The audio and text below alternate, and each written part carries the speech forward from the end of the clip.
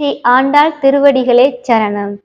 சுந்தர Mahadevi YouTube channel அன்பர்களுக்கு அடியேனுடைய அன்பான வணக்கங்கள். இன்று மார்கழி மாதம் 2ஆம் நாள். நம்ம திருப்பாவை 2வது பாசுரத்தையும் அதனுடைய விளக்கத்தையும் நம்ம சிந்திப்போம். வையத்து வாழ்வீர்கள் என்று சொல்லக்கூடிய இந்த பாசுரத்தின் பாடல் வரிகளை டிஸ்கிரிப்ஷன்லையும் கமெண்ட்லையும் கொடுக்குறேன், பாருங்க. ஸ்ரீ ஆண்டாள் திருவடிகளே சரணம். வையத்து வாழ்வீர்கள் நாமும் நம் பாவைக்கு செய்யும் கிரிசைகள் கேளீரோ பார்க்கடலுள் பைய துயின்ற பரமநடி பாடி நெய்யுண்ணோம் பாலுண்ணோம் நாட்காலே நீராடி மையிட்டு எழுதோம் மலரிட்டு நாம் முடியோம் செய்யாதன செய்யோம் தீக்குறளை சென்றோதோம் ஐயமும் பிச்சையும் ஆந்தனையும் கைகாட்டி உய்யுமாறு எண்ணி உகந்தேலோ ரெம்பாவாய். முதல் பாசுரத்துல மார்கழி மாதத்துடைய சிறப்பையும் இந்த பாவை நோன்பு நம்ம இருக்க போறோம் யாருக்காக அப்படின்னா கண்ணனுக்காக, கண்ணனுடைய அருளை பெறுவதற்காக. அந்த கண்ணன் யாருன்னா அவர் தான் நாராயணன். அந்த நாராயணன் நமக்கு நிச்சயமாக அருள் கொடுப்பார், பறை தருவான் அப்படின்றது சொல்லியிருப்பாங்க.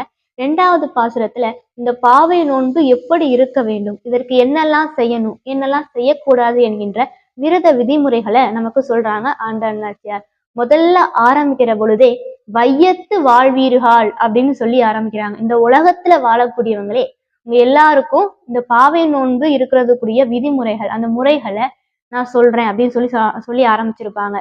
வையத்து வாழ்வீர்கள் நாமும் நம் பாவைக்கு செய்யும் கிரிசைகள் கேளீரோ அப்படின்பாங்க.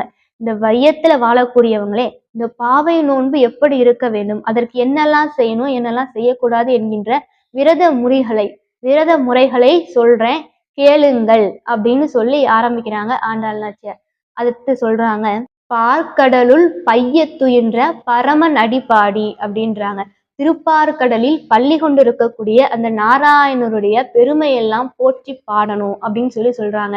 4 யுகங்கள் இருக்கிறது, கிருதாயுகம், திரேதாயுகம், துவாபர யுகம், கலியுகம். கிருதாயுகத்துல பெரிய பெரிய தவங்கள் எல்லாம் செய்து இறைவனுடைய அருளை பெற்றார்கள். திரேதாயுகத்துல யாகங்கள் வேள்விகள் எல்லாம் செய்து இறைவனுடைய திருவருளை பெற்றார்கள். துவாபர யுகத்துல பூஜை அர்ச்சனை செய்து இறைவனுடைய திரு அருளை பெற்றார்கள்.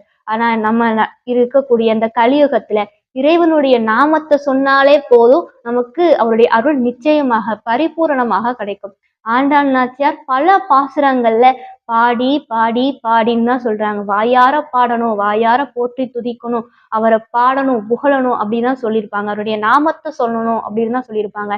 இந்த 2வது பாசுரத்துலயும் அதைத்தான் சொல்றாங்க. பைய துயின்ற பரமநடி பாடி, அந்த பார்க்கடலில் பள்ளி கொண்டு இருக்கக்கூடிய பரந்தாமனை போற்றி பாடணும், வாயார பாடணும் அப்படின்னு சொல்றாங்க.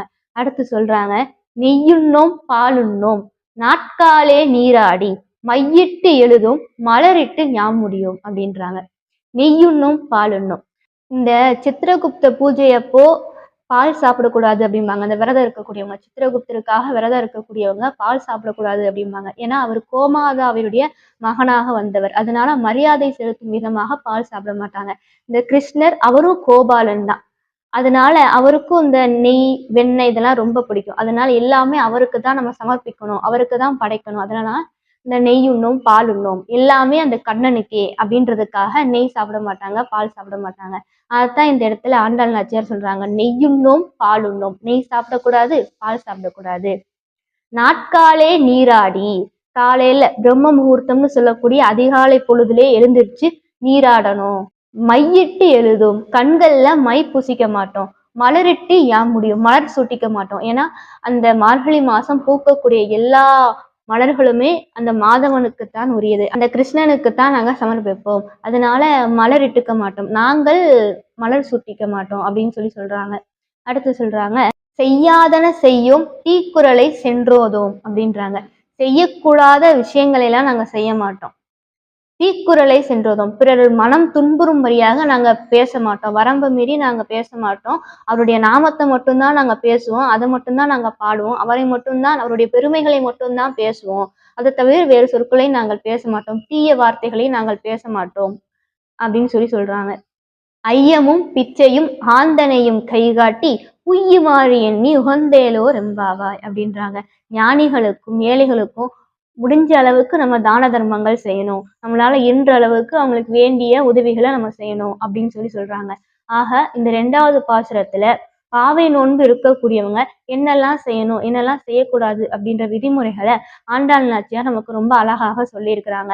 இந்த பார்க்கடலில் பள்ளி கொண்டிருக்கக்கூடிய பரந்தாமனுடைய பெருமைய பாடணும், ஏழைகளுக்கும் மகான்களுக்கும் வேண்டிய உதவிகளை செய்யணும், நெய் சாப்பிடக்கூடாது, பால் சாப்பிடக்கூடாது, கண்கள்ல மை இட்டுக்க கூடாது, பூக்களை சூட்டிக் கொள்ளக்கூடாது, செய்யத்தகாத செயல்களை எல்லாம் செய்யக்கூடாது, பிறர் மனம் துன்புறும்படியாக பேசக்கூடாது, இறைவனுடைய பெருமையை மட்டும்தான் பேசணும், அதை தவிர வேற எதுவும் பேசக்கூடாது அப்படின்னு சொல்லி நமக்கு விதிமுறைகளை எல்லாம் ஆண்டாள் நாச்சியார் நமக்கு இந்த பாசுரத்துல ரொம்ப அருமையாக சொல்லியிருக்கிறாங்க.